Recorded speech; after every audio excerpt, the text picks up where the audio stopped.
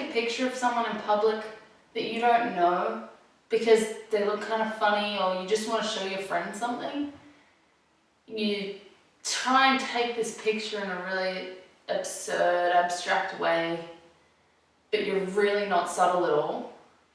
Yeah. 3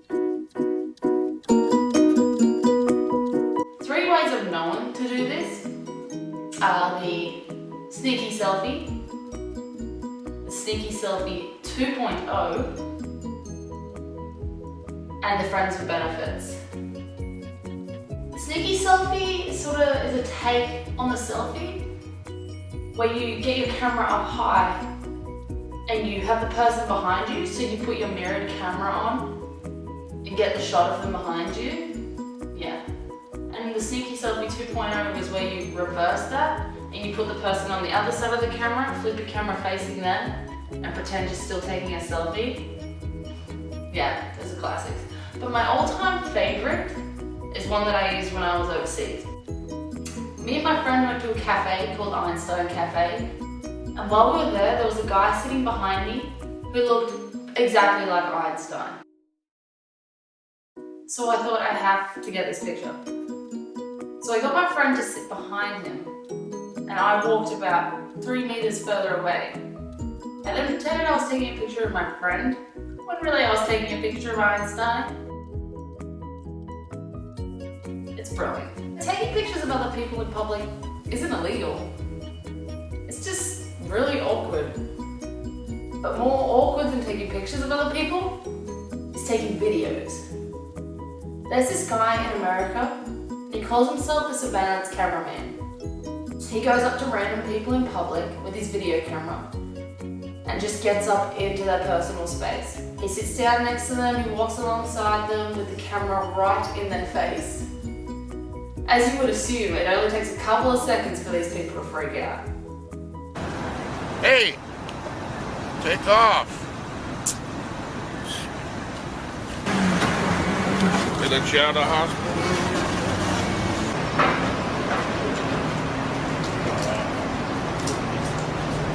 Can I ask who you are? What? What are you doing? I'm taking a video. Of what? Just a video. Why are you taking a video of me? Why not? I don't really care for other people to just be taking a random video of me. Didn't you just come out of the drugstore? Yeah. They have cameras in there. So?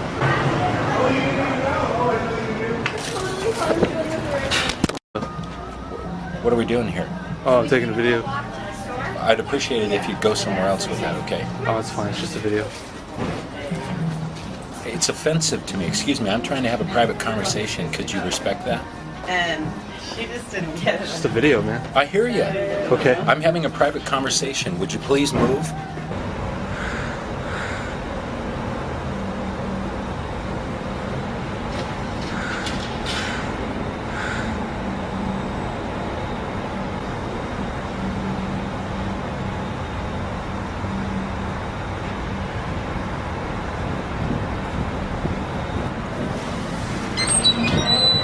What happened?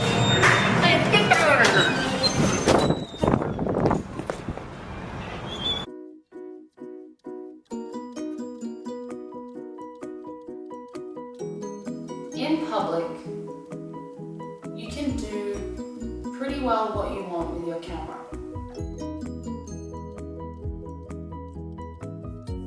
In Australia, we have the Privacy Act, which protects individuals' personal information that might be used or included in a record. If an individual's identity is apparent or can reasonably be ascertained from a photograph or other image, then the collection, use and disclosure of that image is covered by the Privacy Act. And this includes moving images, as well as still photographs. Here's the catch. An image is not covered by the Privacy Act if it is taken by an individual who is acting in their personal capacity, or if it was taken on behalf of a small business, or if it was taken on behalf of a state or territory agency. So pretty much anything that's actually worth being covered isn't. The only thing I can really think of that the Privacy Act would cover is your mugshot.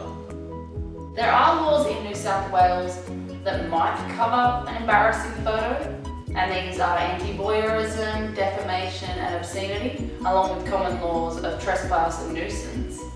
However, you're not guaranteed to be covered. It seems that the only thing that could actually protect you is other people's ethics. And the only thing that could overarch the law is ethics. How do we be ethical when everyone's twit-picking and Facebooking and sharing images that they've filtered with Valencia or XP Pro or whatever it's called? A famous Australian photographer, Jeremy Bannister, says this: "One of my pet peeves is the overuse of digital cameras with manipulation that's available these days. Now we're getting to the state of digital cameras where just about every phone has built-in software. The safety net used to be that you had to understand Photoshop to be able to manipulate photographs. But now it's become prevalent with just about every photo you take. We are bound by an ethical code where we're not meant to really tamper with anything at all. You can remove poles from the back of people's heads if you didn't check the background before, but we have to make a statement to say that we've digitally altered the photograph. That doesn't apply to the public." And that's what I'm getting at. The public don't have rules when it comes to photography or videography. So what's the problem with having no rules? Nothing! Now, seriously, there are a couple of problems. One that I will address is privacy. I mean, most of the time, you won't have someone come up to you and just film you for the sake of it. But often we just end up in people's photos or films without even knowing it. Is your privacy violated if you don't know about it? I want to explore ethics a little bit more. So there are two theories I want to look at: consequentialism and deontology. Consequentialism argues that if things don't have consequences, then they actually never happen. This follows the view that if a tree falls in the forest and there's no one there to hear it, it doesn't make a sound. Deontology argues the opposite and suggests that a particular circumstance doesn't actually matter, and the motivation behind why something is done is what is more important. This follows the view that a tree falling in the forest still makes a noise even if there is no one there to hear it. So why am I talking about trees? Because just as consequentialism argues that a falling tree with no witness doesn't make a sound, it also argues that the invasion of privacy does not happen if I never find out about it. It says, no, my privacy is not violated because I don't know about it. Deontology says, yes, my privacy has been violated even if I don't know about it. It says, yes, if I get filmed and I never find out about it, I have still been exploited. I believe that deontology is probably the more ethical approach.